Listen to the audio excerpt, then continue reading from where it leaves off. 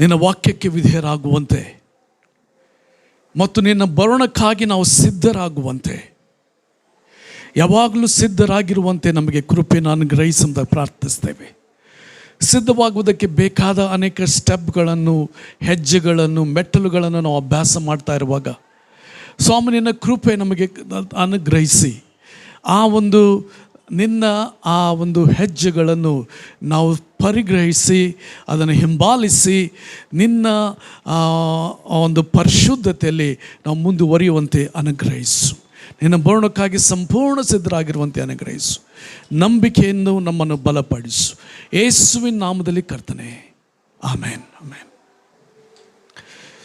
So ಮತ್ತೊಂದು ಸಂಗತಿಯನ್ನು ನೆನ್ಪಿಟ್ಕೊಳ್ರಿ. ಮುಂದಿನ ರವಿವಾರದಿಂದ 8:30 ಗಂಟೆಗೆ, ಎಷ್ಟು ಗಂಟೆ ರೀ?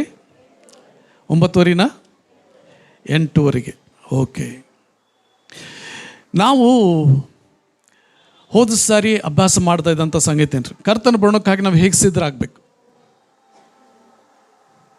ಗೊತ್ತಿಲ್ಲ? ಕರ್ತನ ಬರೋಣದಲ್ಲಿ ಎತ್ತಲ್ಪಡ್ತಿರೋ ಇಲ್ಲೋ? ಕರ್ತನ ಬರೋಣದಲ್ಲಿ 2 ಭಾಗ ಇದೆ ರೀ. 2ನೇ ಬರೋಣ ನಿಜ. ಆ 2ನೇ ಬರೋಣದಲ್ಲಿ ಕೂಡ ಮೊದಲು ಆತನ ಪ್ರತ್ಯಕ್ಷತೆಗೂ ಆತನ ಬರುವಿಕೆಗೂ 7 ವರ್ಷಗಳ ವ್ಯತ್ಯಾಸ ಇದೆ ರೀ. ಅರ್ಥ ಆಗ್ತದೆ ರೀ? ಯೇಸು ಸ್ವಾಮಿ ಆಕಾಶದಲ್ಲಿ ಕಾಣಿಸ್ಕೊಂಡಾಗ ಏನಾಗ್ತದೆ ರೀ? ನೀವು ಪಕ್ಕನೆ ಎತ್ತಲ್ಪಡ್ತೀರಿ. ಎತ್ತಲ್ಪಟ್ಟು ಆತನ ಕಡೆ ಎಲ್ಲಿ ಹೋಗ್ತೀರಿ ಗೊತ್ತಿಲ್ಲ, ಮಧ್ಯ ಆಕಾಶದಲ್ಲಿರ್ತಾರೆ ಎಂಬುದಾಗಿ ಅನೇಕ ದೇವರ ಸೇವಕರು ಹೇಳ್ತಾರೆ. 7 ವರ್ಷಗಳ ತನಕ ಇಲ್ಲಿ ಭೂಮಿ ಮೇಲೆ ದೇವರ ಕೋಪ ಸುರಿಸಲ್ಪಡ್ತದೆ. ಅಲ್ಲಿ 3.5 ವರ್ಷ ಸಂಕಟ ಕಾಲ ಮತ್ತು ಇನ್ನೂ 3.5 ವರ್ಷ ಮಹಾಸಂಕಟ ಕಾಲ ಎಂಬುದಾಗಿ ಅಲ್ಲಿ ಭೂಮಿ ಮೇಲೆ ದೇವರ ಕೋಪ ಸುರಿಸಲ್ಪಡ್ತದೆ. ಭೂಮಿ ಮೇಲೆ ಸೈತಾನನ ಆಳ್ವಿಕೆ ಇರ್ತದೆ. ನಾವು ಎತ್ತಲ್ಪಡದೆ ಹೋದರೆ ಆ ಒಂದು ಮಹಾಸಂಕಟ ಕಾಲದಲ್ಲಿ ಸಿಕ್ಕಾಕೊಳ್ತೀರಿ. ಅಲ್ಲಿ ಸೈತಾನನಿಗೆ ತಲೆ ಬಾಗಬೇಕಾಗ್ತದೆ ರೀ.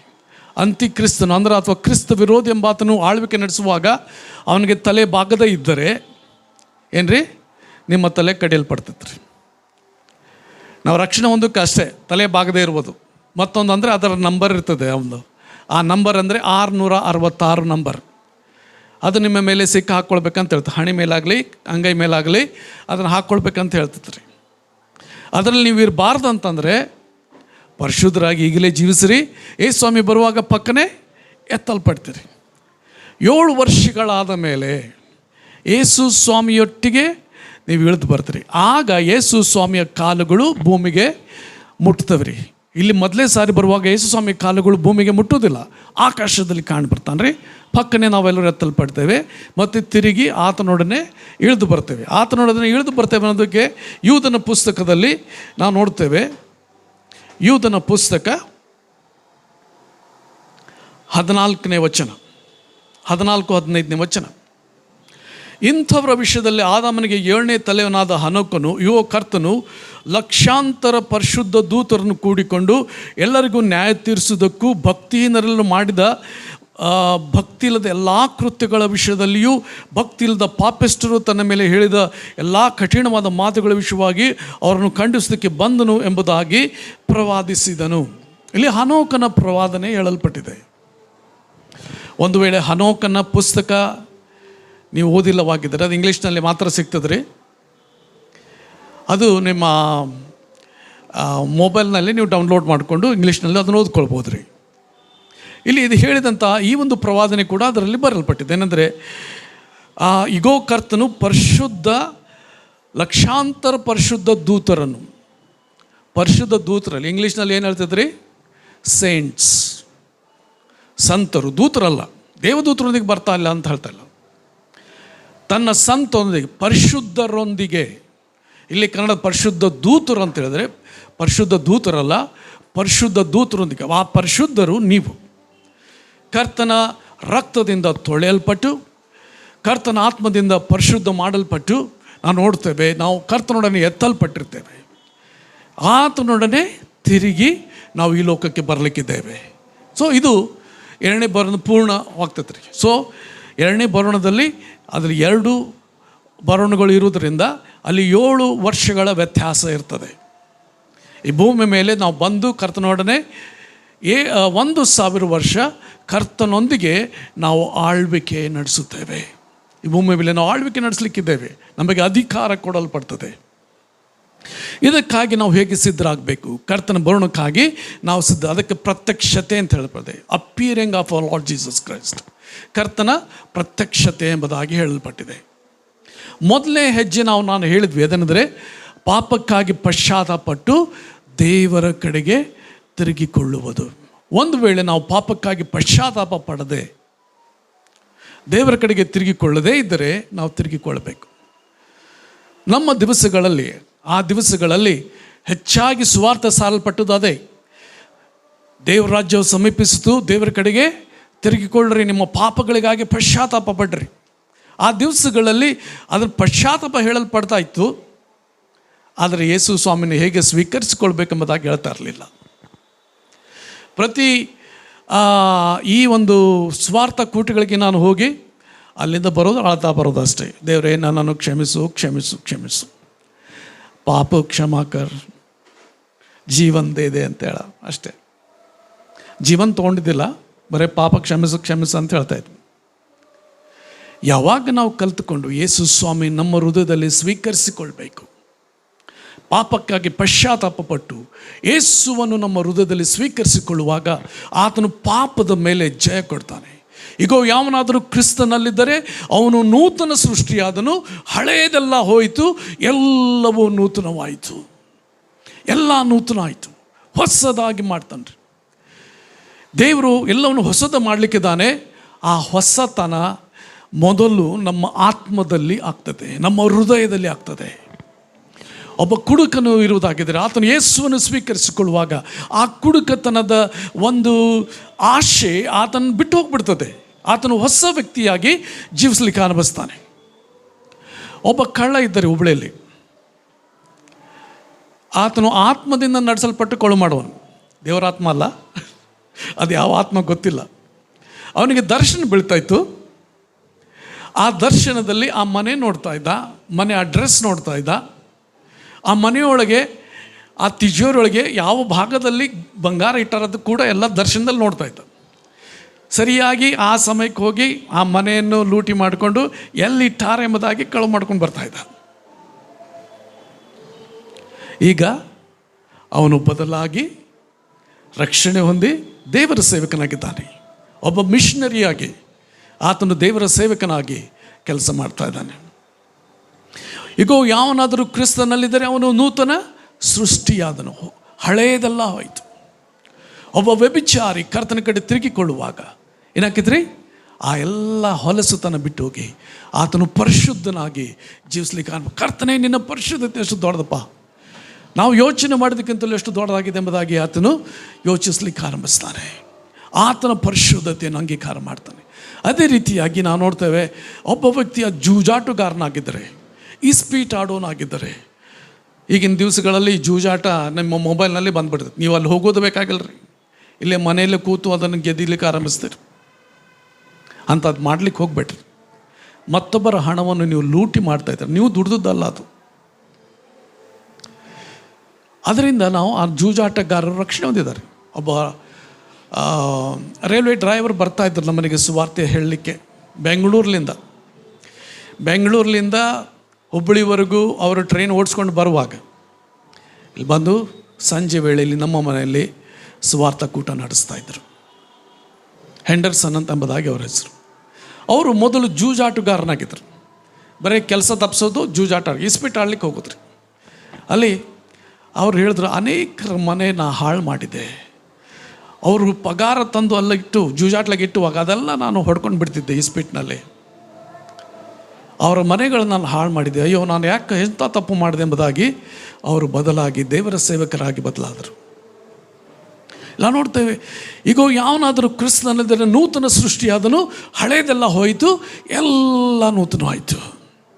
ಅದಕ್ಕೆ ದೇವ್ರ ವಾಕ್ಯ ಹೇಳುವಂತೆ, ಯೇಸು ಸ್ವಾಮಿ ಸ್ವತಃ ಹೇಳುವಂತೆ, ದೇವರ ರಾಜ್ಯ ಸಮೀಪಿಸಿತು, ದೇವರ ಕಡೆಗೆ ತಿರುಗಿಕೊಳ್ಳಿರಿ, ದೇವರ ಕಡೆಗೆ ತಿರುಗಿಕೊಳ್ಳ್ರಿ. ಇಲ್ಲಿ ಪಾಪ ಇದೆ ಅಂದರೆ ಪಾಪಕ್ಕೆ ಬೆನ್ನು ಹಾಕಿ ನಾವು ದೇವರ ಕಡೆಗೆ ತಿರುಗಿಕೊಳ್ಳೋದು. 180 ಡಿಗ್ರಿ ಸಂಪೂರ್ಣವಾಗಿ ತಿರುಗೋದು. ಪಾಪಕ್ಕಾಗಿ ಪಶ್ಚಾತ್ತಾಪ ಪಟ್ಟಣೆ ಅಂತ ದುಃಖ ಪಡೋದು, ಅಯ್ಯೋ ನಾವು ಸ್ವಾಮಿ ತಪ್ಪು ಮಾಡಿದೆ ಅಂತ ಕಣ್ಣೀರು ಇಡೋದು, ಮತ್ತೆ ಮರುದಿವ್ಸ ಹೋಗಿ ಮತ್ತೆ ಅದನ್ನು ತಪ್ಪು ಮಾಡೋದು, ಅದು ಪಶ್ಚಾತ್ತಾಪ ಅಲ್ರಿ. ಪಶ್ಚಾತ್ತಾಪ ಅಂದರೆ ನಿನ್ನ ಮನಸ್ಸು ಮಾಡಬೇಕು. Make your will. ನಾನಿನ್ನೊಮ್ಮೆ ಅದನ್ನು ಮುಟ್ಟುವುದಿಲ್ಲ. I have decided to follow Jesus, no turning back. ಯೇಸುವನ್ನು ಹಿಂಬಾಲಿಸುವುದಕ್ಕಾಗಿ ನಾನು ನಿರ್ಧರಿಸಿದ್ದೇನೆ. ನಾನು ತಿರುಗಿ ನೋಡುವುದಿಲ್ಲ, ತಿರುಗಿ ಆ ಕಡೆ ಹೊಳ್ಳಿ ನೋಡುವುದಿಲ್ಲ. No turning back. ನಾನು ತಿರುಗಿ ನೋಡುವುದಿಲ್ಲ. ಲೋಟನ ಹೆಂಡತಿನೂ ಜ್ಞಾಪಕ ಮಾಡಿಕೊಳ್ರಿ ಅಂತ ಯೇಸು ಸ್ವಾಮಿ ಹೇಳ್ತಾನೆ. ಲೂಕನ ಬರೆದ ಸುವಾರ್ತೆ 17ನೇ ಅಧ್ಯಾಯದಲ್ಲಿ ಮತ್ತು 21ನೇ ಅಧ್ಯಾಯದಲ್ಲಿ ನಾವು ಕರ್ತನ ಬರೋಣದ ಬಗ್ಗೆ ಹೇಳಲ್ಪಟ್ಟಿರೋದು ನೋಡ್ತೇವೆ. ಅಲ್ಲಿ ಯೇಸು ಸ್ವಾಮಿ ಹೇಳ್ತಾನೆ, ಕರ್ತನ ತನ್ನ ಬರೋಣದ ಬಗ್ಗೆ ಹೇಳ್ತಾ ಇರುವಾಗ ಲೋಟನ ಹೆಂಡತಿಯನ್ನು ಜ್ಞಾಪಕ ಮಾಡಿಕೊಳ್ಳ್ರಿ. ಏನಂತ ಜ್ಞಾಪಕ ಮಾಡಿಕೊಳ್ಳ್ರಿ? ಆಕೆ ಬಗ್ಗೆ ಹೆಚ್ಚಿಗೆ ಏನು ಬರೆಯಲ್ಪಟ್ಟಿಲ್ಲ. ದೇವರು ಸೊದೋಮ್ ಗೊಮೋರ ಪಟ್ಟಣದಿಂದ ತಪ್ಪಿಸಿ, ಅದರ ಮೇಲೆ ಸುರಿಯುವಂಥ ಬೆಂಕಿ ಗಂಧಕಗಳಿಂದ, ದೇವರ ನ್ಯಾಯ ತೀರ್ಪಿನಿಂದ ತಪ್ಪಿಸಿ ಓಡಿ ಹೋಗ್ರಿ, ಇಲ್ಲಿ ಈ ಊರಲ್ಲಿ ಇರಬೇಡ್ರಿ ಎಂಬುದಾಗಿ ಅವ್ರನ್ನ ಊರು ಹೊರಗೆ ಕೈ ಹಿಡಿದು ಹೊರಗೆ ತಂದು ಬಿಡುವಾಗ ನೋಡ್ತೇವೆ, ಲೋಟನ ಹೆಂಡತಿ ಹಿಂತಿರುಗಿ ನೋಡಿದಳು. ಯಾಕ್ರಿ? ಎಷ್ಟು ವರ್ಷ ದುಡ್ದಿದ್ದ ಬೆಳ್ಳಿ ಬಂಗಾರ, ಸಾವಿರಾರು ದನ ಕುರಿಗಳು, ಆ ಒಂದು ನೀರಾವರಿಯ ಹೊಲ ಗದ್ದೆಗಳು, ಸುಂದರವಾದ ಮನೆ ಎಲ್ಲ ಬಿಟ್ಟು ಓಡಿ ಹೋಗ್ತಾ ಇದ್ದೇವೆ.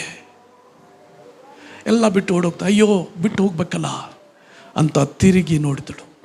ನಮ್ಮ ಮನಸ್ಸು ಲೋಕದ ಮೇಲೆ ಇದೆಯಾ ಅಥವಾ ಮುಂದೆ ಬರಬೇಕಾಗಿರುವಂಥ ದೇವರ ರಾಜ್ಯದ ಮೇಲೆ ಇದೆಯಾ? ನಮ್ಮ ಮನೆ ಕಟ್ಸೇನ್ರಿ, ಮನೆ ಕಟ್ಸಿದ್ದೇನೆ, ಆದರೆ ಈಗ ಯೇಸು ಸ್ವಾಮಿ ಬಂದುಬಿಟ್ರೆ ಹೋಗ್ಬಿಡ್ತೇನೆ, ಅದೇನು ಉಪಯೋಗ ಆಗ್ತದೆ? ಯಾರು ಬಂದಿರ್ತಾರೋ ಗೊತ್ತಿಲ್ಲ. ನಾವು ಹೋದ್ಮೇಲೆ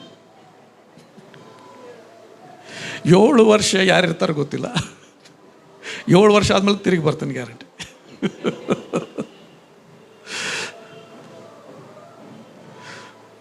ಆದರೆ ಲೋಕದ ಸಂಗತಿಗಳನ್ನು ಮನಸ್ಸಿಡೋದು ಬೇಡ್ರಿ. ಲೋಕದ ಸಂಗತಿಗಳಿಗಾಗಿ ನಾವು ಯೇಸುವನ್ನು, ಪರಲೋಕ ರಾಜ್ಯವನ್ನು ಕಳ್ಕೊಳ್ಳೋದು ಬೇಡ. ದೇವರ ವಾಕ್ಯ ಹೇಳ್ತದೆ, ಒಬ್ಬನು ಲೋಕವನ್ನೆಲ್ಲ ಸಂಪಾದಿಸಿಕೊಂಡರು ಅವನ ಆತ್ಮ ನಷ್ಟಪಟ್ಟರೆ, ಅವನ ಪ್ರಾಣ ನಷ್ಟಪಟ್ಟರೆ ಅವನಿಗೆ ಪ್ರಯೋಜನವೇನು? ಒಬ್ಬನು ಇಡೀ ಲೋಕವನ್ನೆಲ್ಲ ಸಂಪಾದಿಸಿಕೊಂಡು ಅವನ ಆತ್ಮ ನರಕದಲ್ಲಿ ಬಿದ್ದರೆ ಅವನಿಗೆ ಪ್ರಯೋಜನ ಏನು? ನಮ್ಮ ಮನಸ್ಸು ಎಲ್ಲಿದೆ? ನಾವು ಪರಲೋಕ ಭಾವದವರಾಗಿರೋಣ, ಪರಲೋಕದ ಸಂಗತಿಗಳಿಗಾಗಿ ಮಾಡಿಕೊಳ್ಳೋಣ. ಅದರ ಮೊದಲನೇ ಹೆಜ್ಜೆ. ಪಾಪಕ್ಕಾಗಿ ಪಶ್ಚಾತ್ತಾಪ ಪಟ್ಟು ದೇವರ ಕಡೆಗೆ ತಿರುಗಿಕೊಳ್ಳುವುದು ಮೊದಲನೇ ಹೆಜ್ಜೆ. ಎರಡನೇ ಹೆಜ್ಜೆ ಏನು ಹೇಳಿದರೆ ನಾನು? ಎರಡನೇ ಒಂದು ಸರಳವಾದ ಹೆಜ್ಜೆ, ಅದರ ಹಿಂದೆ ನಾವು ಮಾಡಬೇಕಾದ ಏನ್ರಿ? ಅಪಸ್ಕೃತ್ಯ 2:37-38 ಏನು ಹೇಳ್ತದ್ರಿ? ನಿಮ್ಮ ಪಾಪಗಳಿಗಾಗಿ ಪಶ್ಚಾತ್ತಾಪಟ್ಟು ದೇವರ ಕಡೆಗೆ ತಿರುಗಿಕೊಂಡು ಮುಂದೆ ಯೇಸು ಕ್ರಿಸ್ತನ ಹೆಸರಿನ ಮೇಲೆ ದೀಕ್ಷಾ ಸ್ನಾನ ಮಾಡಿಸಿಕೊಳ್ಳಿರಿ, ಆಗ ಪವಿತ್ರಾತ್ಮ ದಾನ ಹೊಂದುವಿರಿ. ಎಲ್ಲ ಸ್ಟೆಪ್ಸ್ ಒಂದರಾಗ ಬರೆದು ಬಿಟ್ಟಾರೆ. ನಮ್ಮ ಪಾಪಗಳ ಪರಿಹಾರ ಹೋಗೋದಕ್ಕಾಗಿ ದೇವರ ಕಡೆಗೆ ತಿರುಗಿಕೊಳ್ಳೋದು, ಪಾಪ ಪಶ್ಚಾತ್ತಾಪಕ್ಕಾಗಿ ಪಟ್ಟರು ದೇವರ ಕಡೆ ತಿರುಗಿಕೊಳ್ಳೋದು, ಅದು ನಮ್ಮ ಪಾಪ ಪರಿಹಾರಕ್ಕಾಗಿ. ಮತ್ತೊಂದು ಹೆಜ್ಜೆ ನೀರಿನ ದೀಕ್ಷಾ ಸ್ನಾನ. ನೀರಿನ ದೀಕ್ಷಾ ಸ್ನಾನ ತೆಗೆದುಕೊಳ್ಬೇಕು. ಅದು ಕರ್ತನ ಅಪ್ಪಣೆ, ಒಂದು ಸಂಸ್ಕಾರ, ದೇವರು ನೇಮಿಸ. ಅದರಲ್ಲಿ ಅರ್ಥ ಇದೆ, ಅದರಲ್ಲಿ ಅರ್ಥಗರ್ಭಿತವಾದಂಥ ಒಂದು ಸಂಗತಿ. ಯಾವ ರೀತಿ ಕರ್ತನು ನಮಗೆ ಕರ್ತನ ಭೋಜನವೆಂಬ ಸಂಸ್ಕಾರ ಇಟ್ಟದ, ಅಲ್ಲಿ ಕರ್ತನ ಮರಣ ಜ್ಞಾಪಕ ಮಾಡಿಕೊಳ್ತೀವೋ ಅದೇ ರೀತಿಯಾಗಿ ನೀರಿನ ದೀಕ್ಷಾಸನದಲ್ಲಿ ನಾವು ಏನು ಜ್ಞಾಪಕ ಮಾಡಿಕೊಳ್ತೇವೆ ರೀ? ನಮ್ಮ ಮರಣ. ನಮ್ಮ ಮರಣ ಅಂದ್ರೆ ದೈಹಿಕವಾದ ಮರಣ ಅಲ್ಲ, ನಾವು ಪಾಪದ ಪಾಲಿಗೆ ಸತ್ತಿದ್ದೇವೆ, ದೇವರಿಗಾಗಿ ಜೀವಿಸ್ತೇವೆ. ಐಡೆಂಟಿಫಿಕೇಶನ್ ವಿತ್ ಕ್ರೈಸ್ಟ್, ಕ್ರಿಸ್ತನೊಂದಿಗೆ ನಮ್ಮನ್ನು ಗುರುತಿಸಿಕೊಳ್ತೇವೆ. ಯಾವ ರೀತಿ ಯೇಸು ಸ್ವಾಮಿ ಪಾಪದ ಪಾಲಿಗೆ ಸತ್ತನೋ ಅದೇ ರೀತಿಯಾಗಿ ನಾನು ಕೂಡ ಪಾಪದ ಪಾಲಿಗೆ ಸತ್ತಿದ್ದೇನೆ, ದೇವರಿಗಾಗಿ ಜೀವಿಸ್ತೇನೆ.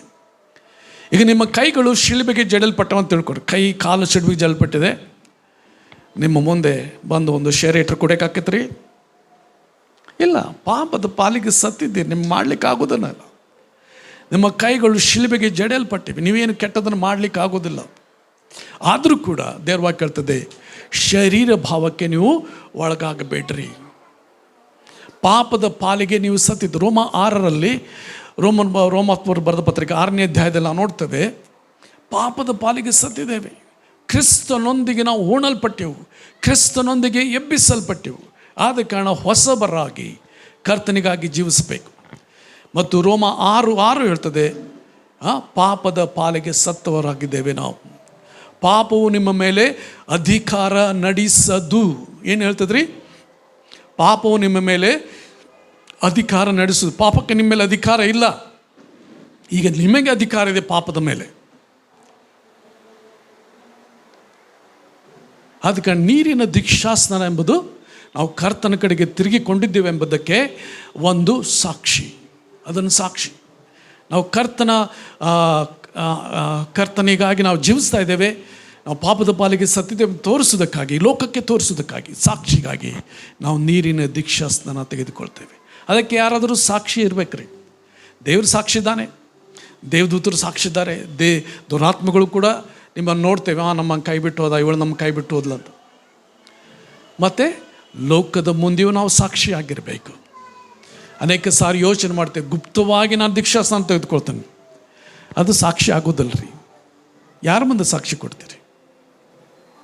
ಬಹಿರಂಗವಾಗಿ ನಾವು ದೀಕ್ಷಾಸ್ನಾನ ತೆಗೆದುಕೊಳ್ಬೇಕು.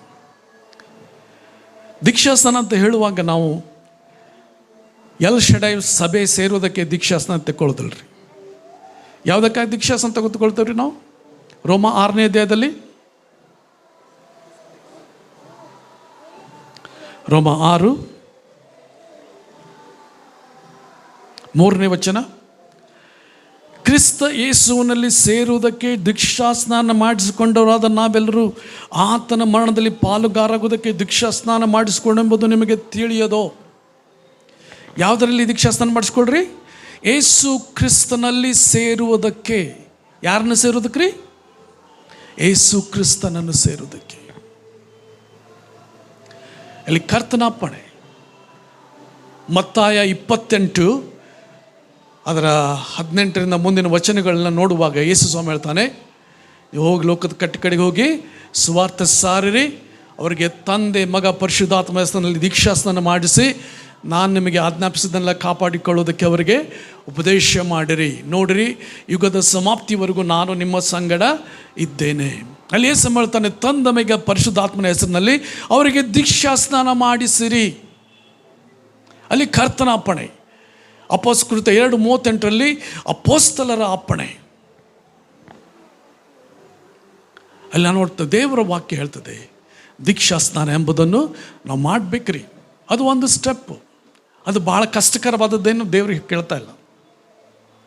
ಒಂದು ಚಿಕ್ಕ ಒಂದು ಸಂಸ್ಕಾರ, ಅದನ್ನು ಮಾಡಿಕೊಳ್ರಿ. ಕರ್ತನ ಹೇಳ್ತಾನೆ, ನಾನು ಪಾಪದ ಪಾಲಿಗೆ ಸತ್ತಿದ್ದೇನೆಂಬುದಾಗಿ ತೋರಿಸ್ಕೊಳ್ಳೋದಕ್ಕಾಗಿ ಅದರಲ್ಲಿ ನಾವು ಪಾಲು ತಗೊಳ್ತೇವೆ.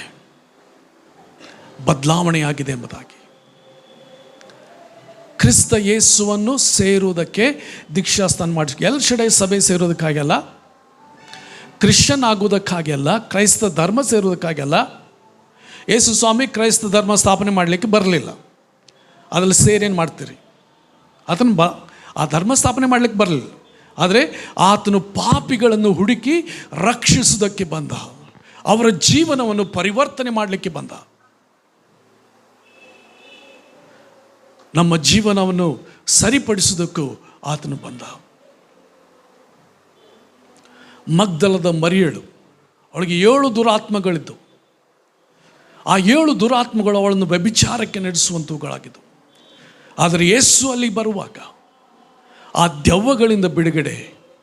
ಅಷ್ಟಲ್ಲದೆ ನಾವು ನೋಡ್ತೇವೆ, ಆ ಪಾಪದಿಂದಲೂ ಕರ್ತನು ಬಿಡುಗಡೆ ಕೊಟ್ಟು ಆಕೆ ಒಬ್ಬ ಪರಿಶುದ್ಧಳಾದ ವ್ಯಕ್ತಿಯಾಗಿ ಕರ್ತನ ಶಿಷ್ಯಳಾಗಿ ಮಾಡಲ್ಪಟ್ಟಳು.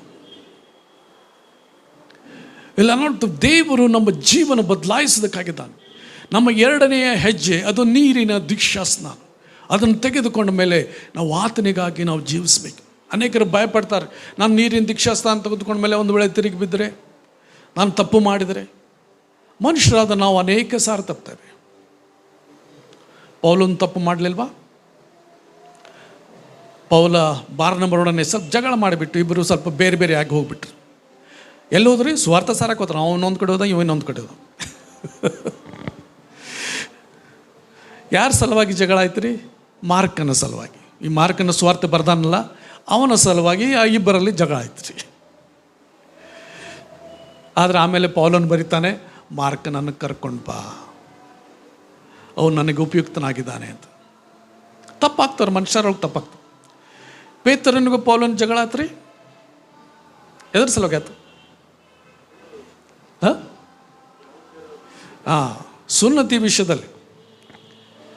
ಸುನ್ನತಿ ವಿಷಯದಲ್ಲಿ ಪೇತ್ರನಿಗೂ ಪೌಲನಿಗೂ ವಾಗ್ವಾದ ಆಯಿತು. ಆದರೆ ಪೇತ್ರನು ಒಪ್ಪಿಕೊಂಡ, ಇಲ್ಲ ತಪ್ಪಾಯ್ತಂತ ಒಪ್ಪಿಕೊಂಡ. ಹೌದೌದು, ನಾನು ತಪ್ಪು ಮಾಡಿದ್ದಂತ ಒಪ್ಪಿಕೊಂಡ. ತಪ್ಪಾಗ್ತವ್ರಿ. ಅದರ ಅರ್ಥ ನಾವು ದೇವರನ್ನು ಬಿಟ್ಟು ಹೋಗ್ಬೇಕೆಂಬುದಾಗೆಲ್ಲ. ನಾವು ದೀಕ್ಷಾಸ್ನಾನ ತೆಗೆದುಕೊಂಡ ಮೇಲೆ ಅದೊಂದು ಹೆಜ್ಜೆ ನಿಮಗೆ ಕೃಪೆ ಕೊಡಲ್ಪಡ್ತದೆ. ಕರ್ತನ ಕೃಪೆ ಕೊಡಲ್ಪಡ್ತದೆ ಪಾಪವನ್ನು ಜಯಿಸುವುದಕ್ಕಾಗಿ, ಪಾಪದ ಮೇಲೆ ಜೀವಿಸೋದಕ್ಕಾಗಿ. ನಾವು ಹೋದ ಸಾರಿ ನಮ್ಮ ಸಭೆಯವರು ಅನೇಕರು ದೀಕ್ಷಾಸ್ನಾನ ತೆಗೆದುಕೊಂಡು ಹುಬ್ಬಳ್ಳಿ ಸಭೆಯ ಒಂದು ಬಾಪ್ಟಿಸಮ್ ಟ್ಯಾಂಕ್ನಲ್ಲಿ ಹೋದಾಗ ಎಷ್ಟು ಸಹೋದರಿಯರ ಮೇಲೆ ದುರಾತ್ಮ ಬಂದುಬಿಟ್ಟು ಹೋದ್ವು ರೀ. ಯಾಕೆ ದೀಕ್ಷಾಸ್ನಾನ ತೊಗೊಳತ್ತಾರೆ, ನಾ ಇನ್ಮೇಲೆ ಇವಳಲ್ಲಿ ಇರೋಕ್ಕಾಗೋದಿಲ್ಲ ಅಂತ ಹೋದ್ರೆ ಬಿಟ್ಬಿಟ್ಟು ಹೋದು. ದೆವ್ವ ಬಿಡ್ಸಕ್ಕಂತ ಹೋಗಿಲ್ಲ, ನಾವು ದೀಕ್ಷಾಸ್ನಾನ ಕೊಡ್ತಾ ಇದ್ದೀವಿ. ಇಲ್ಲಿ ದೀಕ್ಷಾಸ್ನಾನವಾಗುವಾಗ ನಾವು ನೋಡ್ತೇವೆ ನಮ್ಮಲ್ಲಿ ಒಂದು ಬದಲಾವಣೆ ಬರ್ತದೆ. ಕರ್ತನಿಗೆ ನಾವು ಸಾಕ್ಷಿ, ಸ್ವಾಮಿ ನಾನು ನಿನಗಾಗಿ ಜೀವಿಸ್ತೇವೆ. ಸೈತಾನಿಗೆ ಸಾಕ್ಷಿಯಾಗಿದ್ದೇವೆ, ನಿನ್ನ ಪಾಲಿಗೆ ನಾವು ಸತ್ತಿದ್ದೇವೆ, ನಿನ್ನ ಕೂಡ ನಾವು ಈಗ ಪಾರ್ಟ್ನರ್ ಆಗೋದಿಲ್ಲ. ಲೋಕಕ್ಕೆ ಸಾಕ್ಷಿಯಾಗಿದ್ದೇವೆ, ಲೋಕದ ಪಾಲಿಗೆ ನಾವು ಸತ್ತಿದ್ದೇವೆ. ಸಭೆಗೆ ಸಾಕ್ಷಿಯಾಗಿದ್ದೇವೆ, ನಾವು ಈಗ ಸಭೆಯೊಂದಿಗಿದ್ದೇವೆ. ಆದ ಕಾರಣ ಕರ್ತನ ಈ ಒಂದು ಚಿಕ್ಕ ಒಂದು ಆಜ್ಞೆಗೆ ವಿಧೇಯರಾಗ್ರಿ. ದೀಕ್ಷಾಸ್ನಾನ ತೆಗೆದುಕೊಂಡು ಕರ್ತನ ಬರೋಣಕ್ಕಾಗಿ ಸಿದ್ಧರಾಗ್ರಿ. ಕೆಲವರು ಹೇಳ್ತಾರೆ, ಇಲ್ರಿ ಆ ಶಿಲ್ಬೆ ಮೇಲೆ ಇದ್ದಂಥ ಕಳ್ಳ ದೀಕ್ಷಾಸ್ನಾನ ತೆಗೆದುಕೊಳ್ಳಿಲ್ಲ. ಯೇಸು ಸ್ವಾಮಿ ಹೇಳ್ದ, ಇವತ್ತೇ ನೀನು ನನ್ನ ಸಂಗಡ ಪರದೈಸಿನಲ್ಲಿರುವೆ. ನೀವು ಎಲ್ಲಿರ್ಬೇಕಂತ ನೋಡ್ರಿ.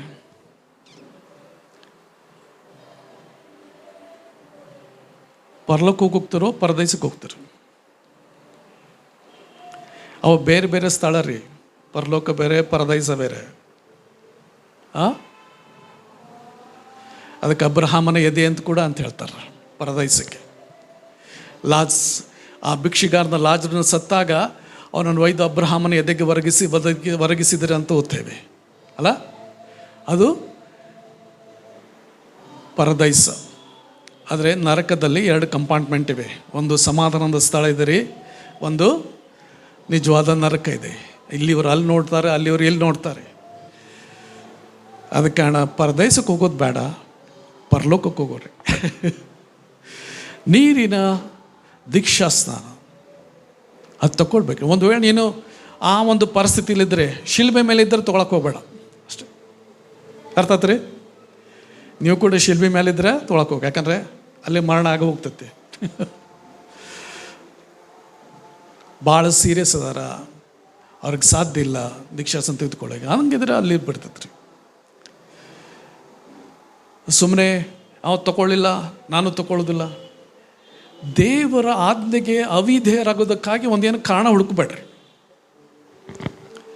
ಏನಾದರೂ ಒಂದು ಕಾರಣ ಹುಡುಕಿ ಅವ ಕಳ್ಳ ತಗೊಳ್ಳಿಲ್ಲ, ನಾನು ತಗೊಳ್ಳೋದಿಲ್ಲ ಅಂತ. ಕಳ್ಳ ಎಲ್ಲಿ ಹೋದಲ್ಲಿ ನೀವು ಹೋಗು. ಪರದೈಸ ಹೋದ, ಅವನ ಪರಲೋಕ ಹೋಗಲಿಲ್ಲ.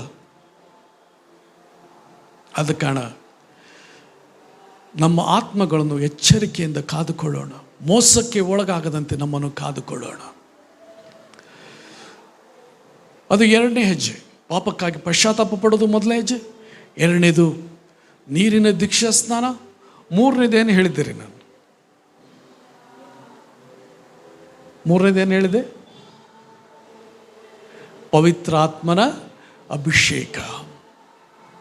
ಅಪೊಸ್ತಲ ಕೃತ್ಯ 1:8 ಹೇಳ್ತದೆ, ಪವಿತ್ರಾತ್ಮ ನಿಮ್ಮ ಮೇಲೆ ಬರಲು ನೀವು ಬಲವನ್ನು ಹೊಂದಿ ಯೆರೂಸಲೇಮಿನಲ್ಲಿಯೂ ಯೂದಾಯದಲ್ಲಿಯೂ ಸಮಾರ್ಯದಲ್ಲಿಯೂ ಭೂಮಿಯ ಕಟ್ಟಕಡೆವರೆಗೂ ನನಗೆ ಸಾಕ್ಷಿಗಳಾಗಿರಬೇಕು. ಪವಿತ್ರಾತ್ಮ ನಿಮ್ಮ ಮೇಲೆ ಬರಲು. ಅಲ್ಲಿ ಪವಿತ್ರಾತ್ಮ ಬರೋ ತನಕ ಯೆರೂಸಲೇಮನ್ನು ಬಿಟ್ಟು ಹೋಗದೆ ಅಲ್ಲೇ ಕಾದುಕೊಂಡಿರಿ ಎಂಬುದಾಗಿ ಅಲ್ಲಿ ಯೇಸು ಸ್ವಾಮಿ ಹೇಳೋದನ್ನು ನೋಡ್ತೇವೆ. ಎಷ್ಟು ದಿವಸಕ್ಕಾದರು ಅಪೊಸ್ತಲರು ಎಷ್ಟು ದಿವಸಕ್ಕಾದರು? ಯೇಸು ಸ್ವಾಮಿ ಸತ್ತು ಎದ್ದು 40 ದಿವಸ ಅವರು ಕೂಡ ಇದ್ದ. 40ನೇ ದಿವಸ ಎತ್ತಲ್ಪಟ್ಟ ಯೇಸು ಸ್ವಾಮಿ. ಇನ್ನೂ ಎಷ್ಟು ದಿವಸಕ್ಕಾದರು? ಇನ್ನೂ 10 ದಿವಸ. ಪಂಚಾಶತ್ತಮ ಅಂದರೆ 50ನೆಯ ದಿವಸ. ಅದು ಪಂಚಾಶತ್ತಮ ಹಬ್ಬ ಎಂಬುದಾಗಿ ಇಸ್ರಾಯೇಲರು ಆಚರಿಸ್ತಾರೆ. ಅದು ಒಂದು ರೀತಿಯ ಸುಗ್ಗಿಯ ಹಬ್ಬ. ಅಲ್ಲಿ ನೋಡ್ತೇವೆ ಆ ದಿವಸ ಯಹೂದ್ಯರೆಲ್ಲರೂ, ಜಗತ್ತಿನ ಅನೇಕ ಭಾಗಗಳಿಂದ ಯಹೂದ್ಯರೆಲ್ಲರೂ ಯೆರೂಸಲೇಮಿಗೆ ಕೂಡಿ ಬಂದಿರುವಾಗ ಅವರ ಮಧ್ಯದಲ್ಲಿರುವಂಥ ಈ ಅಪೊಸ್ತಲರು ಪವಿತ್ರಾತ್ಮನಿಂದ ಅಭಿಷಕ್ತರಾಗಿ ದೇವರು ತಮಗೆ ಕೊಡುವ, ದೇವರಾತ್ಮನು ಕೊಡುವ ಬೇರೆ ಬೇರೆ ಭಾಷೆಗಳಲ್ಲಿ ಅವರು ಮಾತನಾಡಲಿಕ್ಕೆ ಆರಂಭಿಸಿದರು. ಅನ್ಯ ಭಾಷೆಯಲ್ಲಿ ಮಾತಾಡಲಿಕ್ಕೆ ಆರಂಭಿಸಿದರು. ಪವಿತ್ರಾತ್ಮ ಅವ್ರ ಮೇಲೆ ಬಂದು ಅವರು ಬಲದಿಂದ ತುಂಬಲ್ಪಟ್ಟರು. ಅವ್ರ ಜಗತ್ತಿನ ಎಲ್ಲ ಭಾಗಗಳಿಗೆ ಹೋಗಿ ಸುವಾರ್ತೆ ಸಾರಿದರು. ಯೇಸುವಿನ 12 ಮಂದಿ ಶಿಷ್ಯರು, ಅವರೊಡನಿದ್ದ ಇನ್ನೂ ಇತರ ಒಟ್ಟು 120 ಜನರು ನಾವು ನೋಡ್ತೇವೆ ಬೇರೆ ಬೇರೆ ಸ್ಥಳಗಳಿಗೆ, ಜಗತ್ತಿನ ಎಲ್ಲ ಭಾಗಗಳಿಗೆ ಹೋಗಿ ಸುವಾರ್ತೆ ಸಾರಿದರು. ಅವರೊಳಗಿಂದ ಒಬ್ಬ ವ್ಯಕ್ತಿ ನಮ್ಮ ಭಾರತ ದೇಶಕ್ಕೆ ಬಂದ, ದಕ್ಷಿಣ ಭಾರತಕ್ಕೆ. ಯಾರು ಬಂದ? ಯೇಸು ಸ್ವಾಮಿ ಒಬ್ಬ ಶಿಷ್ಯರಲ್ಲಿ ಒಬ್ಬನು ನಮ್ಮ ದೇಶಕ್ಕೆ ಬಂದ. ತೋಮನು ನಮ್ಮ ದೇಶಕ್ಕೆ ಬಂದು ಸುವಾರ್ತೆ ಸಾರ್ದ. ಇದೆಲ್ಲ ಸಾಧ್ಯ ಹೇಗ್ರಿ? ಆತನು ಪವಿತ್ರ ಆತ್ಮನ ಅಭಿಷೇಕ ಹೊಂದಿದವನಾಗಿ ಇಲ್ಲಿಗೆ ಬಂದ. ಆತನ ಅನೇಕ ಅದ್ಭುತ ಕಾರ್ಯಗಳನ್ನು ಮಾಡಲಿಕ್ಕೆ ಸಾಧ್ಯವಾಯಿತು. ಅಲ್ಲಿರುವಂಥ ವಿಗ್ರಹಾರಾಧಕರು, ವಿಶೇಷವಾಗಿ ಬ್ರಾಹ್ಮಣರು ಚಾಲೆಂಜ್ ಮಾಡಿದರು, ನಿಮ್ಮ ದೇವರಾಗಿದ್ದರೆ ಈ ರೀತಿ ಮಾಡು. ಆಗಲಿ. ಆತನ ಹೇಳಿದ, ನೀರನ್ನು ನಾನು ಮೇಲೆ ತೂರ್ತೇನೆ, ತೂರಿದ್ರೆ ಅಲ್ಲೇ ನಿಂತ್ಕೊಳ್ಬೇಕು ನೀರು. ಆತನು ನೀರನ್ನು ಮೇಲೆ ತೂರಿದಾಗ ನೀರು ಅಲ್ಲಿ ಆಕಾಶದಲ್ಲಿ ನಿಂತುಬಿಡ್ತದೆ, ಕೆಳಗೆ ಬೀಳಲಿಲ್ಲ. ಆತನ ಹೇಳಿದ, ಇನ್ನೊಂದು ಮಾಡ್ತೇನೆ, ಅವರು ಆರಾಧಿಸುವಂಥ ಮೂರ್ತಿಗೆ ಅಪ್ಪಣೆ ಕೊಡ್ತೀನಿ. ಆತನ ಹೇಳಿದ, ಮೂರ್ತಿ ಹೊರಗೆ ಬಾ. ಆ ಕಲ್ಲಿನ ಮೂರ್ತಿ ನಡೆಯುತ್ತಾ ಹೊರಗಡೆ ಬಂತ್ರಿ. ಆತನ ಹೇಳಿದ, ಯೇಸುವಿನ ಅಧಿಕಾರ ಎಷ್ಟಿದೆ ನೋಡ್ರಿ ಎಂಬುದಾಗಿ. ಆಗ ಅನೇಕರು, ವಿಶೇಷವಾಗಿ ಆ ಪೂಜಾರಿ ಸ್ಥಾನದವರು ರಕ್ಷಣೆ ಹೊಂದಿದರು. ಈಗಲೂ ಕೂಡ ಆ ಸಂತಾನದವರು ಕೇರಳದಲ್ಲಿ ಅವ್ರನ್ನ ನೋಡ್ತೀರಿ. ಆತನ ಸಮಾಧಿ ಇಂದು ಚೆನ್ನೈನಲ್ಲಿ, ಮದ್ರಾಸ್ನಲ್ಲಿ ಆತನ ಸಮಾಧಿ, ತೋಮನ ಸಮಾಧಿ ಅಲ್ಲಿರೋದು ನಾವು ನೋಡ್ತೇವೆ. ಪವಿತ್ರಾತ್ಮನ ಅಭಿಷೇಕ ನಮಗೆ ಬೇಕು. ಆತನ ಅಭಿಷೇಕ ಇಲ್ಲದೆ ನಾವು ಪವಿತ್ರರಾಗಿ ಈ ಲೋಕದಲ್ಲಿ ಜೀವಿಸುವುದು ಕಷ್ಟ. ಆ ಪವಿತ್ರಾತ್ಮನು ನಮಗೆ ಪಾಪದ ಅರ್ಹ ನೋಟಿಸ್ತಾನೆ. ನಾವು ತಪ್ಪುವಾಗ ಆತ ನಮ್ಮನ್ನು ತಿದ್ದುತ್ತಾನೆ. ಆತನು ಸಹಾಯಕನು, ನಮ್ಮನ್ನು ಸರಿಪಡಿಸುವಾತನು, ನಮ್ಮನ್ನು ಪರಿಶುದ್ಧತೆಯಲ್ಲಿ ನಡೆಸುವಾತನು. ಆತನಿಲ್ಲದೆ ನಾವು ಜೀವಿಸಲಿಕ್ಕೆ ಕಷ್ಟ. ಆದ ಕಾರಣ ಯೋಹಾನನ ಸುವಾರ್ತೆ ಅದರ 20ನೇ ಅಧ್ಯಾಯದಲ್ಲಿ ಅಲ್ಲಿ ಕರ್ತನು ಹೇಳೋದು ನಾವು ನೋಡ್ತೇವೆ. 20ನೇ ಅಧ್ಯಾಯ 22ನೇ ವಚನ.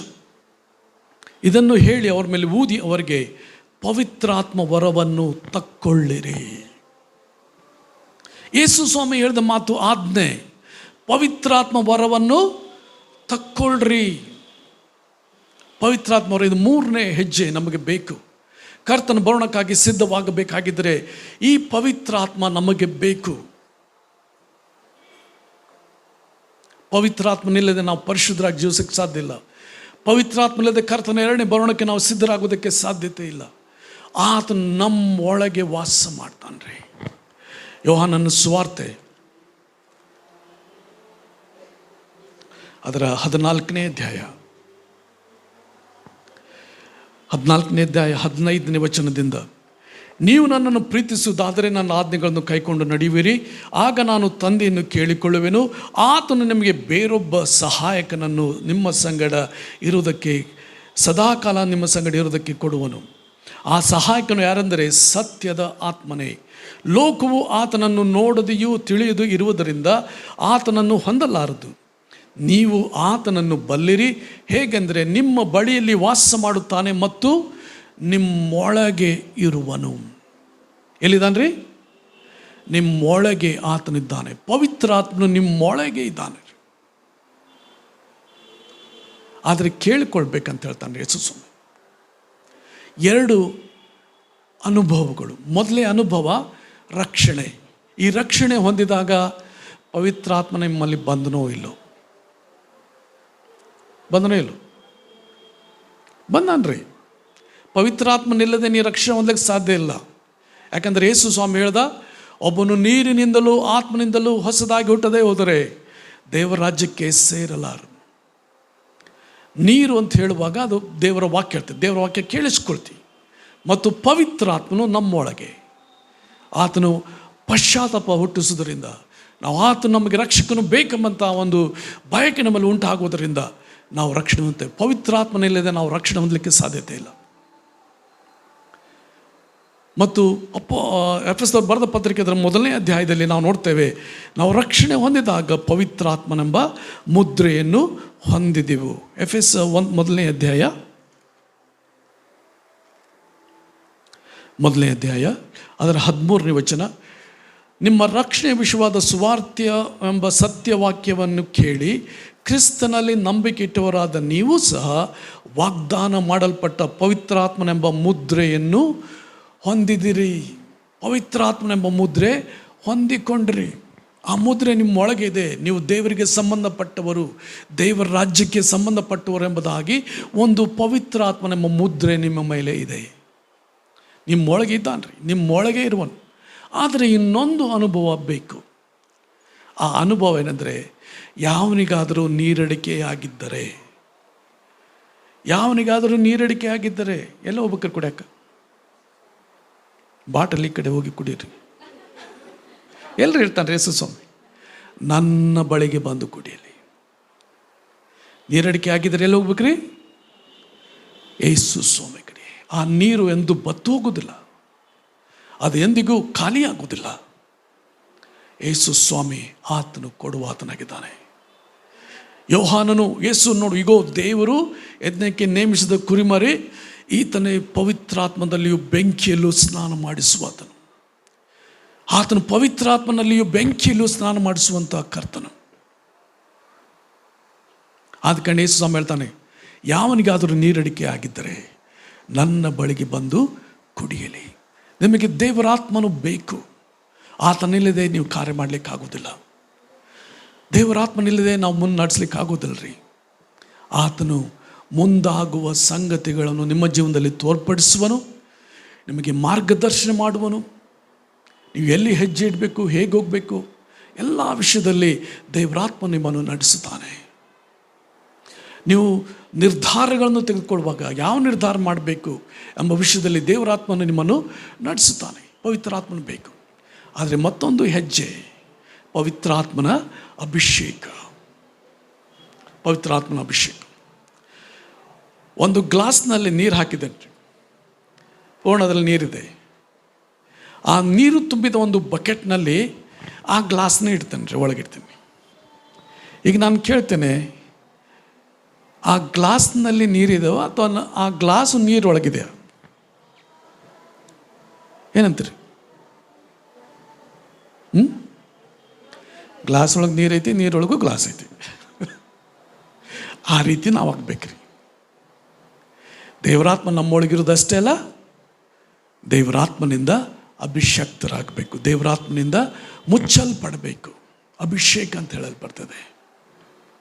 ಆತನಲ್ಲಿ ಜೀವಿಸಬೇಕು. ಆದ ಕಾರಣ ಯೇಸು ಸ್ವಾಮಿ ಲೂಕನ ಬರೆದ ಸುವಾರ್ತೆ 11ನೇ ಅಧ್ಯಾಯದಲ್ಲಿ ಪ್ರಾರ್ಥನೆ ಬಗ್ಗೆ ಹೇಳ್ತಾನೆ ರೀ. ಕೇಳಿಕೊಳ್ಳ್ರಿ, ನಮಗೆ ಸಿಗೋದು; ತಟ್ಟಿರಿ, ನಿಮಗೆ ತೆರಲ್ಪಡೋದು; ಹುಡುಕಿರಿ, ನಿಮಗೆ ಸಿಕ್ಕೋದು. ಅಲ್ಲಿ ಒಂದು ಸಂಗತಿ ಹೇಳ್ತಾನೆ, ತಂದೆ ಆದವನು ಮಗನು ತತ್ತಿ ಕೇಳಿದರೆ ಚೇಳು ಕೊಡ್ತಾನ? ಮೀನನ್ನು ಕೇಳಿದರೆ ಹಾವನ್ನು ಕೊಡುವನ? ಕೆಟ್ಟವರಾದ ನೀವು ನಿಮ್ಮ ನಿಮ್ಮ ಮಕ್ಕಳಿಗೆ ಒಳ್ಳೆಯದನ್ನು ಕೊಡಬಲ್ಲ ಶಕ್ತರಾದರೆ ಪರಲೋಕದಲ್ಲಿರುವ ನಿಮ್ಮ ತಂದೆ ತನ್ನನ್ನು ಬೇಡಿಕೊಳ್ಳುವವರಿಗೆ ಎಷ್ಟೋ ಹೆಚ್ಚಾಗಿ ಏನು ಕೊಡ್ತಾನೆ? ಎಷ್ಟೋ ಹೆಚ್ಚಾಗಿ ಪವಿತ್ರಾತ್ಮವರ ಕೊಡುವನಲ್ಲವೇ? ಎಷ್ಟೋ ಹೆಚ್ಚಾಗಿ ಪವಿತ್ರಾತ್ಮವರ ಕೊಡ್ತಾನೆ. ನಮ್ಮಲ್ಲಿ ಒಂದು ದಾಹ ಬೇಕು. ಆದ ಕಾರಣ ಯೇಸು ಸ್ವಾಮಿ, ಯಾವನಿಗಾದರೂ ನೀರಡಿಕೆ ಆಗಿದ್ದರೆ ಅವನು ನನ್ನ ಬಳಿಗೆ ಬಂದು ಕುಡಿಯಲಿ. ಕೇಳ್ಕೊಳ್ರಿಪ್ಪ, ಸ್ವಾಮಿ ನನಗೆ ಪವಿತ್ರಾತ್ಮನ ಅಭಿಷೇಕ ಕೊಡು, ಪವಿತ್ರಾತ್ಮ ನನಗೆ ಕೊಡು. ಪವಿತ್ರಾತ್ಮ ಇಲ್ಲದೆ ಅವರು ಯೆರೂಸಲೇಮ್ ಬಿಟ್ಟು ಹೋಗ್ಲಿಲ್ರಿ ಅಪೊಸ್ತಲರು. ಅಲ್ಲಿ 10 ದಿವಸ ಅವರು ಕಾದುಕೊಂಡ್ರು. 10ನೇ ದಿವಸ ದೇವರಾತ್ಮ ಅವ್ರ ಇಳಿದು ಬಂದನು. ಆಮೇಲೆ ಅವರು ಎಲ್ಲ ಕಡೆ ಚದರಿ ಹೋಗಿ ಎಲ್ಲ ಕಡೆ ಸುವಾರ್ಥ ಸಾರಿದ್ರು ನೋಡ್ತೇವೆ. ಅಪೊಸ್ತಲರು ಮಾತ್ರ ಅಲ್ಲ, ಅವರೊಡನೆ ಇದ್ದಂಥ ಸುವಾರ್ತಿಕರು. ಅಲ್ಲಿ ಫಿಲಿಪ್ಪನು ನಾವು ನೋಡ್ತೇವೆ, ಅವನು ಸುವಾರ್ತಿಕನು, ಅವನು ಸುವಾರ್ಥ ಸಾರ್ದ. ಪೌಲನು, ಆತನು ಆರಂಭದಲ್ಲಿ ಸುವಾರ್ತಿಕನು, ನಂತರ ಅಪೋಸ್ತಲನಾಗಿ ಮಾಡಲ್ಪಟ್ಟನು. ಆತನೆಲ್ಲ ಕಡೆ ಸುವಾರ್ತೆ ಹೋಗಿ ಸಾರ್ದ. ನಾವು ನೋಡ್ತೇವೆ, ದೇವರ ಆತ್ಮನ ಅಭಿಷೇಕ ನಮಗೆ ಬೇಕು. ಬೇಡಿಕೊಳ್ಳಿರಿ ನಿಮಗೆ ದೊರೆಯುವುದು. ತನ್ನನ್ನು ಬೇಡಿಕೊಳ್ಳೋರಿಗೆ ಎಷ್ಟೋ ಹೆಚ್ಚಾಗಿ ಪವಿತ್ರ ಆತ್ಮ ವರ ಕೊಡುವನಲ್ಲವೇ. ಆದ ಕಾರಣ ಇದನ್ನು ನಾನು ಕೇಳಿಕೊಂಡಾಗ, ಅಂದರೆ ನಾನು ಪವಿತ್ರಾತ್ಮನ ಬಗ್ಗೆ ಅರಿತುಕೊಂಡಾಗ ಅದೊಂದು ಬಯಕೆ ನನ್ನೊಳಗೆ ಆರಂಭ ಆಯಿತು. ಯಾವುದೇ ವಿಷಯದಲ್ಲಿ ಪ್ರಾರ್ಥನೆ ಮಾಡಲಿಲ್ಲ ರೀ, ಬರೇ ದೇವರೇ ಪವಿತ್ರಾತ್ಮರು ಕೊಡು. ಊಟಕ್ಕೆ ಕೂತಿರುವಾಗಲೂ ಕೂಡ ನಾನು ಕೇಳೋದು, ಸ್ವಾಮಿ ಈಗಲಾದರೂ ನನಗೆ ಪವಿತ್ರಾತ್ಮವರು ಕೊಡು. ಒಂದು ಸಾರಿ ಒಬ್ಬ ಸ್ತ್ರೀ, ಆಕೆ ಆ ಕಟ್ಟಿಗೆ ಇದು ಒಲಿ ಹಚ್ತಾ ಇದ್ಲರಿ, ಅದು ಚಿಮಣೆಣ್ಣೆ ಹಾಕಿ ಕಡ್ಡಿ ಕೊರೆದು ಬೆಂಕಿ ಹಚ್ಚಬೇಕು.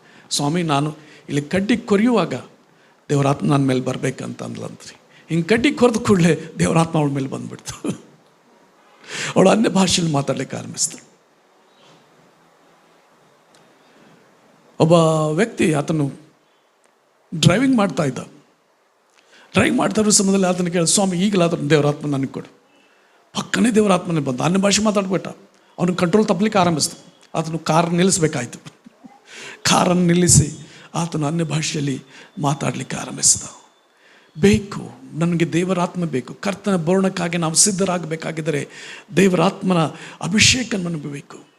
ಇಲ್ಲಿ ನಾವು ಮತ್ತಾನು ಬರೆದ ಸುವಾರ್ತೆ ಅದರ 25ನೇ ಅಧ್ಯಾಯದಲ್ಲಿ ನಾವು ಓದಿಕೊಂಡಿದ್ದೇವೆ. ಹೋದ ಸಮಯದಲ್ಲಿ ಪರಲೋಕ ರಾಜ್ಯವು ಆರ್ತಗಳನ್ನು ತೆಗೆದುಕೊಂಡು ಮೊದಲಿಗೆ ನಾನು ಎದುರುಗೊಳ್ಳೋದಕ್ಕೆ ಹೊರಟಂಥ 10 ಮಂದಿ ಕನ್ಯರಿಗೆ ಹೋಲಿಕಾಗಿದೆ. ಅವರಲ್ಲಿ 5 ಮಂದಿ ಬುದ್ಧಿವಂತೆಯರು, 5 ಮಂದಿ ಬುದ್ಧಿಹೀನರು.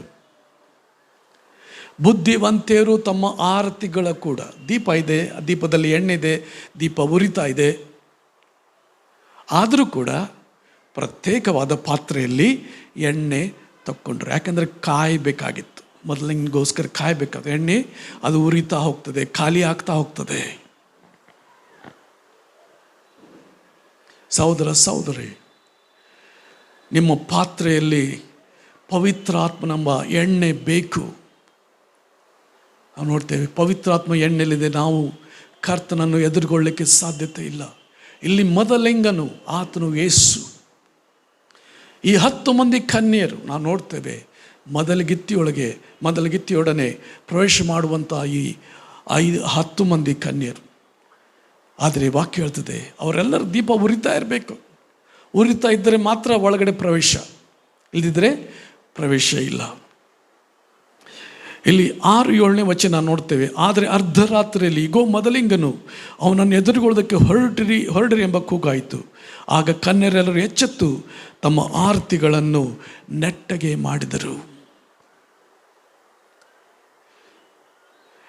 8ನೇ ವಚನ, ಆಗ ಬುದ್ಧಿ ಇಲ್ಲದವರು ಬುದ್ಧಿವಂತೆಯರಿಗೆ ನಿಮ್ಮ ಎಣ್ಣೆಯಲ್ಲಿ ನಮಗೆ ಸ್ವಲ್ಪ ಕೊಡರಿ, ನಮ್ಮ ಆರತಿಗಳು ಆರಿ ಹೋಗುತ್ತವೆ ಎಂದು ಹೇಳಿದರು. ಆರಿ ಹೋಗುತ್ತವೆ ಅಲ್ಲ, ಆರಿ ಹೋಗಿವೆ. ಇಲ್ಲಿ ಕನ್ನಡದಲ್ಲಿ ಭಾಷಾಂತರ ತಪ್ಪಿದೆ. ಅವ್ರ ಆರತಿಗಳು ಆರಿಬಿಟ್ಟಿದ್ವು ರೀ. ಬತ್ತಿ ಉರಿದು ಹೋಗಿದೆ, ಎಣ್ಣೆ ಖಾಲಿ ಆಗಿದೆ. ಬೇಕು, ಎಣ್ಣೆ ಬೇಕು. ಆತನೇ ಕೊಡುವ ಆತನು. ವಾಕ್ಯ ಹೇಳ್ತದೆ, ಅದರ 10ನೇ ವಚನ ಕೊನೆ ಭಾಗ, ಸಿದ್ಧವಾಗಿದ್ದವರು ಅವನ ಸಂಗಡ ಮದುವೆ ಮನೆಯೊಳಗೆ ಹೋದರು. ಬಾಗಿಲು ಮುಚ್ಚಲಾಯಿತು. ಬಾಗಿಲು ಮುಚ್ಚಲಾಯಿತು. ಕೃಪೆ ಕಾಲ ಬೇಗನೆ ತೀರಿ ಹೋಗ್ಲಿಕ್ಕಿದೆ. ಬಾಗಿಲು ಮುಚ್ಚುವಂಥ ಸಮಯ ಬೇಗನೆ ಬರಲಿಕ್ಕಿದೆ.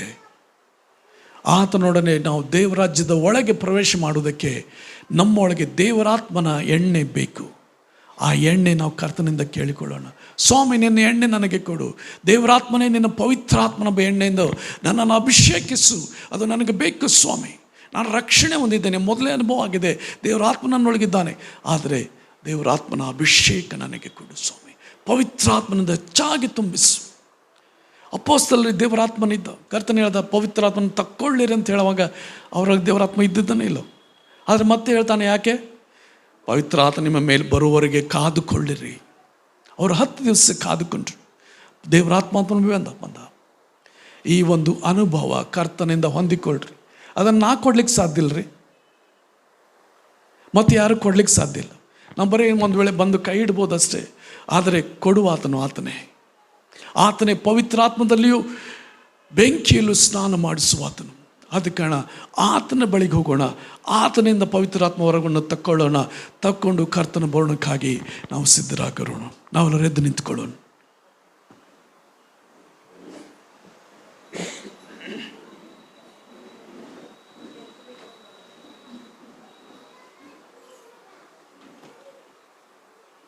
ಒಂದು ವೇಳೆ ದೇವರಾತ್ಮನ ಅಭಿಷೇಕ ನನ್ನಲ್ಲಿಲ್ಲ ಅಂತ ಅಂದುಕೊಳ್ಳೋದಾಗಿದ್ದರೆ ಕರ್ತನಿಗೆ ಕೇಳಿಕೊಳ್ಳ್ರಿ. ಅದಕ್ಕಿಂತ ಮುಂಚೆ ನಿಮ್ಮಲ್ಲೇನಾದರೂ ಗುಪ್ತ ಪಾಪಗಳು ಅಥವಾ ಅರಿಕೆ ಮಾಡದ ಪಾಪಗಳು ಇರೋದಾಗಿದ್ದರೆ ಅವಳನ್ನ ಅರಿಕೆ ಮಾಡಿರಿ. ಗುಪ್ತ ಪಾಪಗಳನ್ನು ಕರ್ತನ ಮುಂದೆ ಅರಿಕೆ ಮಾಡಿ, ಸ್ವಾಮಿ ನಾನು ತಪ್ಪಿದ್ದೆ, ನನಗೆ ಕ್ಷಮಿಸು ಅಂತ ಹೇಳ್ಕೊಳ್ರಿ. ನಿನ್ನ ರಕ್ತದ ಮೂಲಕ ನನ್ನೆಲ್ಲ ಅಪರಾಧಗಳನ್ನು ಅಳಿಸಿಬಿಡು ಅಂತ ಹೇಳ್ಕೊಡ್ರಿ. ಆಮೇಲೆ ಕೇಳ್ಕೊಡ್ರಿ, ಸ್ವಾಮಿ ಪವಿತ್ರಾತ್ಮನ ಅಭಿಷೇಕ ನನಗೆ ಕೊಡು, ಪವಿತ್ರಾತ್ಮನ ಅಭಿಷೇಕ ನನ್ನ ಮೇಲೆ ಸುರಿಸು ಸ್ವಾಮಿ. ಅದಾದ ನಂತರ ನಂಬಿ ಸ್ತೋತ್ರ ಮಾಡಿ ಬೇಡಿಕೊಳ್ಳುವ ಪ್ರತಿಯೊಬ್ಬನೂ ಹೊಂದುವನಂತೆ ಸ್ವಾಮಿ ಹೇಳಿದಾಗ ನಾವು ಹೊಂದಿದ್ದೇನೆ ಅಂಥೇಳಿ ನಂಬಿಕೊಂಡು ಆತನಿಗೆ ಸ್ತೋತ್ರ ಮಾಡಿರಿ. ನೀವು ಸ್ತುತಿಸುವಾಗ, ನೀವು ಒಂದು ವೇಳೆ ಆತನನ್ನು ಕೊಂಡಾಡುವಾಗ ನಿಮ್ಮ ನಾಲಿಗೆತ್ವದಲ್ಲಿ ಬೇರೆ ಭಾಷೆ ಬರ್ತದೆ. ನೀವು ಅನ್ಯ ಭಾಷೆಯಲ್ಲಿ ಮಾತಾಡಲಿಕ್ಕೆ ಆರಂಭಿಸ್ತೀರಿ.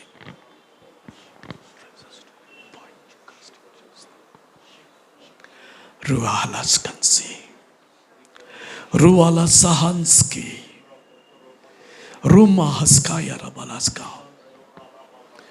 ರೋ ರಬರಕರ. ಪವಿತ್ರಾತ್ಮವರವನ್ನು ತಕ್ಕೊಳ್ಳಿರಿ ಯೇಸುವಿನ ನಾಮದಲ್ಲಿ. Be filled with the Holy Spirit. ದೇವರಾತ್ಮನಿಂದ ತುಂಬಲ್ಪಡ್ರಿ, ಆ ಹೊರಸೂಸುವ ಹಾಗೆ ತುಂಬಲ್ಪಡ್ರಿ. ಯಾವನಿಗಾದರೂ ನೀರಡಿಕೆ ಆದರೆ ನನ್ನ ಬಳಿಗೆ ಬಂದು ಕೊಡಿಲಿ, ಅವನ ಹೊಟ್ಟೆಯೊಳಗಿಂದ ಜೀವಕರವಾದ ನೀರಿನ ಹೊಳೆಗಳು ಹರಿಯುವವು. ಶಾಲರಬ ಕಾಂದಲರಬ ಕರಸ್ಕಿ ರೋಬರಬ ಬರಕರಕ. ಸ್ವಾಮಿ ನಿನ್ನ ಬರೋಣ ಹತ್ತಿರವಾಗಿರುವ ದಿವಸಗಳಲ್ಲಿ ಕರ್ತನೆ ಬುದ್ಧಿವಂತ ಕನ್ಯರಂತೆ ಸ್ವಾಮಿ ನಮ್ಮ ಪಾತ್ರೆಗಳಲ್ಲಿ ಎಣ್ಣೆ ಅನುಗ್ರಹಿಸು. ನಿನ್ನ ಎಣ್ಣೆ ಕೊಡು ಸ್ವಾಮಿ, ನಿನ್ನ ಆತ್ಮನ ಎಣ್ಣೆ ನಮ್ಮಿಂದ ಹರಿಯಲಿ ಸ್ವಾಮಿ. ದೇವರ ವಾಕ್ಯದಲ್ಲಿ ಹೇಳಿರ ಪ್ರಕಾರ, ರೋಮ 5:5 ಹೇಳಿರ ಪ್ರಕಾರ, ಕರ್ತನೆ ಪವಿತ್ರಾತ್ಮ ಮೂಲಕವಾಗಿ ದೇವರ ಪ್ರೀತಿ ರಸವು ನಮ್ಮ ಹೃದಯದಲ್ಲಿ ಧಾರಾಳವಾಗಿ ಸುರಿದದೆ ಅಲ್ಲ ಸ್ವಾಮಿ. ನಿನ್ನ ಪ್ರೀತಿ ರಸ ಧಾರಾಳವಾಗಿ ಸುರಲ್ಪಟ್ಟು ನಮ್ಮ ಪ್ರೀತಿ ತಣ್ಣಗಾಗಿ ಹೋಗದಂತೆ ನಿನಗಾಗಿ ಉರಿಯುತ್ತಾ ಇರುವಂತೆ ಅನುಗ್ರಹಿಸು. ನಿನ್ನ ಕೃಪಾಸಕ ನಮ್ಮನ್ನು ಒಪ್ಪಿಸಿಕೊಳ್ತೇವೆ. ಕರ್ತನೆ, ನಮ್ಮಲ್ಲಿ ಏನಾದರೂ ಬದಲಾವಣೆ ಆಗಬೇಕಾಗಿದೆ ಸ್ವಾಮಿ, ಅದೆಲ್ಲ ಬದಲಾವಣೆಗಳನ್ನು ಉಂಟು ಮಾಡು. ಲಾರ್ಡ್ ಚೇಂಜಸ್ ಗಾಡ್, ನಮ್ಮನ್ನು ಬದಲಾಯಿಸು ಕರ್ತನೆ. ನಮ್ಮಲ್ಲಿ ಈ ಒಂದು ಬದಲಾವಣೆ ಉಂಟು ಮಾಡಿ ನಿನ್ನ ಬರೋಣಕ್ಕಾಗಿ ಕರ್ತನೆ ಸ್ವಾಮಿ ನಾವು ಸಿದ್ಧರಾಗುವುದಷ್ಟೇ ಅಲ್ಲ, ಇತರನ್ನು ಸಿದ್ಧಗೊಳಿಸುವಂತೆ ನಮ್ಮನ್ನು ತರಬೇತಿಗೊಳಿಸು. ಘನಮಾನ್ಯನಿಗೆ ಸಲ್ಲಿಸ್ತೇವೆ. ನೀನು ಬರುವಾಗ ನಿನ್ನ ದೃಷ್ಟಿಯಲ್ಲಿ ನಿರ್ಮಲರು, ನಿರ್ದೋಷಿಗಳು, ಯಾವುದೇ ಸುಕ್ಕು ಕಳಂಕಲದರಾಗಿ ಕಂಡು ಬರುವಂತೆ ಅನುಗ್ರಹಿಸು. ಯೇಸುವಿನ ನಾಮದಲ್ಲಿ ಕರ್ತನೆ, ಆಮೇನ್.